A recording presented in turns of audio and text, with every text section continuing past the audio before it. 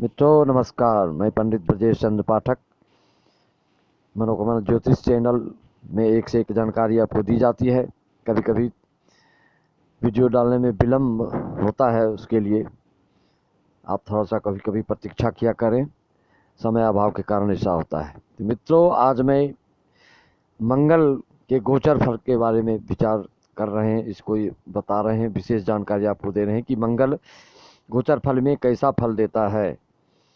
मेष से मीन राशि तक वालों के लिए सबके लिए यही नियम लागू है। जो मैं अभी गोचर फल का फल बताऊंगा वो अपनी राशि से आप स्वयं भी कुंडली देखना जानते हो तो देखकर समझ सकते हैं कि आपका समय वर्तमान में कैसा जा रहा है या आने वाले समय में कैसा जाने वाला है। मंगल के गोचर फल और भाव फल भी साथ ही साथ बताते चलेंगे, जिससे कि आपको ये वीडियो जीवन पर्यंत आपके काम आए। अगर ये आपकी राशि में मंगल होता है गोचर में, तो आपको किसी न किसी तरह से शत्रु का भय देता है। और लग्नस्थ मंगल अगर पाप ग्रह से, क्रूर ग्रह से संबंध बनाता है, दृष्टि पड़ती है, तो ऐसे जातकों को सिर में परेशानी आती है, ब्रेन हेमरेज होना, सिर में ट्यूमर बन जाना, कैंसर आदि का योग देता है। अगर सही है, अपनी राशि में है और कोई पाप ग्रह युक्त नहीं है, पाप दृष्टि नहीं है, क्रूर ग्रहों की दृष्टि नहीं है, तो ऐसे जातक को कोई प्रॉब्लम नहीं होगा। अगर मंगल आपके द्वितीय स्थान में हो गोचर में आपकी राशि से, तो आर्थिक हानि की संभावना बनती है।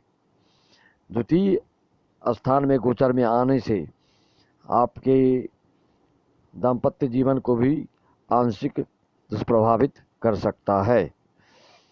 अगर गोचर में आपका मंगल तृतीय भाव में आता है, तो आप काफ़ी अपने पराक्रम से, अपने बल बदौलत, अपने पौरुष से आप आर्थिक लाभ आपका बढ़ जाता है और आर्थिक लाभ ज़्यादा होती है।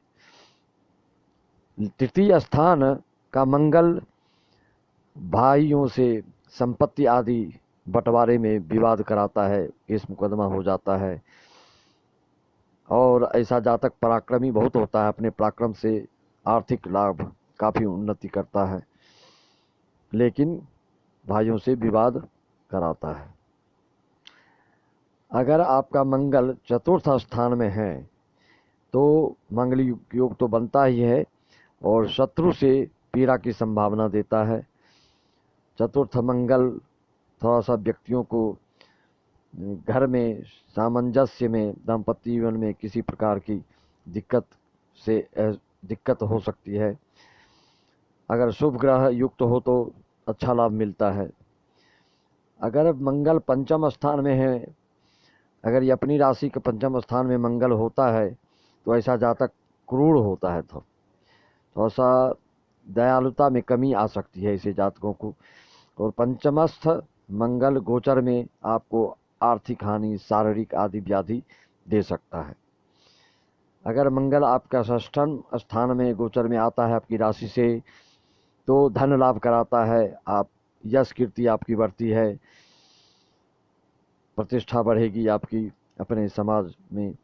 राजनीतिक क्षेत्र में है तो आपकी पदोन्नति हो सकती है। अगर मंगल सप्तम भाव में है तो मांगलिक योग वाले आप होते हैं और किसी न किसी तरह का गोचर में आने से ये शोक जैसे स्थिति से गुजरना पड़ता है। अगर मंगल गोचर में अष्टम स्थान में आए तो मृत्यु तुल्य कष्ट देता है, शस्त्र भय, आग, अग्नि से हानि दे सकता है, एक्सीडेंट वगैरह कराता है। अगर भाव फल के हिसाब से अगर अष्टम में आपका मंगल है जन्म के समय, जन्म कुंडली में, तो ऐसे जातकों को जीवन पर्यंत अत्यधिक संघर्ष करना पड़ता है। परिश्रम के अनुसार इनको फल बहुत ही कम मिलता है। और एक्सीडेंट का योग, अगर पाप ग्रह से दृष्टि अगर इन पर पड़ रही हो या पाप युक्त हो, तो एक्सीडेंट वगैरह होता है। तो अष्टमस्थ मंगल वालों के लिए विशेष मंगल के उपाय करने होते हैं। किसी को भी अष्टम भाव में मंगल हो तो वो अवश्य अपनी कुंडली को दिखवाएं। अगर आपके वो चोट एक्सीडेंट आदि या ब्लड प्रेशर ज़्यादा रहता हो, गुप्त बीमारियां छोड़ नहीं रही हो, तो इस तरह के जातकों को मंगल का उपाय अवश्य करना चाहिए। अगर मंगल आपके भाव फल और गोचर फल में अगर आ रहा है तो किसी भी कार्यक्रम आपका जो चल रहा है, जो भी क्रियाकलाप आपका चल रहा है, जो भी व्यवसाय आदि चल रहा है, उसमें रुकावट एहसास होता है या कुछ हानि हो सकती है। भावफल के हिसाब से ऐसा जातक थोड़ा नास्तिकता उसमें पाई जाती है, धार्मिकता उसमें कम होती है, आस्तिकता नहीं दिखेगी आपको, और ये अंतर्मन से ही भगवान को थोड़ा बहुत मानते हैं, कर्म कांड पर बहुत कम ही विश्वास करते हैं। कुल मिला के इनको आप थोड़ा नास्तिक टाइप के बोल सकते हैं। अगर दसम स्थान में मंगल है तो ये अगर सही सलामत हैं, शुभ बन के बैठे हैं, तो ऐसा व्यक्ति प्रशासनिक विभाग में उच्च पदस्थ होने वाला होता है, राज्य से सम्मान पाने वाला होता है, सरकार के द्वारा इनको प्राइज वगैरह मिलता है और काफ़ी सुख इनको मिलता है।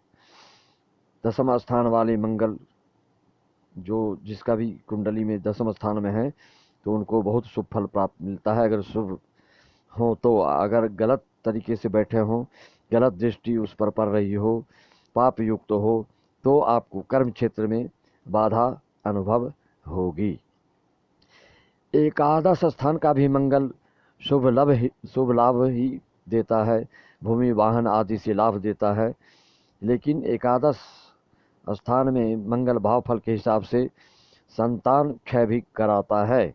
इसलिए अगर किसी की कुंडली में एकादशस्थ मंगल हो, एकादश भाव में बैठा हो, तो उनको भी अपनी कुंडली की जांच अवश्य करानी चाहिए। लाभ तो बहुत देगा, लेकिन संतान के लिए चिंतित कर सकता है।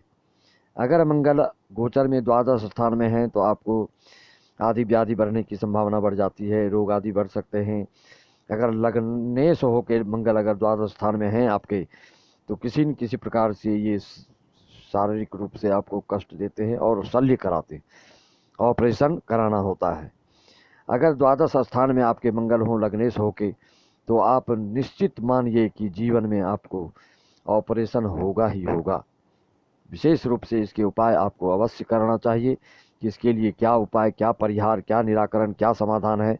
आप इसके लिए संपर्क कर सकते हैं, अपनी कुंडली दिखाकर विश्लेषण करवा सकते हैं और उसका निराकरण ज्योतिषी पद्धति से करना चाहिए। बहुत लोग जैसे तैसे अरे गहरे से दिखा लेते हैं और बाद में फिर पश्चाताप होता है उनको कि कोई फल नहीं मिला। कर्म कांड में ज्योतिष शास्त्र के अनुसार ही जब आप कोई समाधान करते हैं तभी जाके आपको राहत मिलती है, शांति मिलती है, उस चीज़ का एहसास होता है, आप अनुभूति करते हैं कि हाँ इस शांति से हमको इतना लाभ मिला, अन्यथा व्यर्थ हो जाता है, आपका पैसा भी खर्च होता है और कोई लाभ भी नहीं मिल पाता। अतः मेरी यही राय सबसे कि कोई भी कुंडलियों को दिखाना चाहते हैं तो दिखाकर उसके सही उपाय सही ढंग से विधि विधान से ही निराकरण से आपको लाभ मिलेगा। ये मंगल फल गोचर फल के हिसाब से और भाव फल के हिसाब से दोनों प्रकार से मैंने आपको इस चीज़ को अवगत कराया। विशेष और जानकारी इसके मंगल से संबंधित के लिए मैं अगले एपिसोड में आपको प्रदान करूंगा। और आप इस चैनल को लाइक, सब्सक्राइब, बेल आइकन दबाते रखें और शेयर करें, जिससे कि आपको एक से एक जानकारी इस चैनल के द्वारा मिलती रहे। यही आपसे अपेक्षा। धन्यवाद। नमस्कार।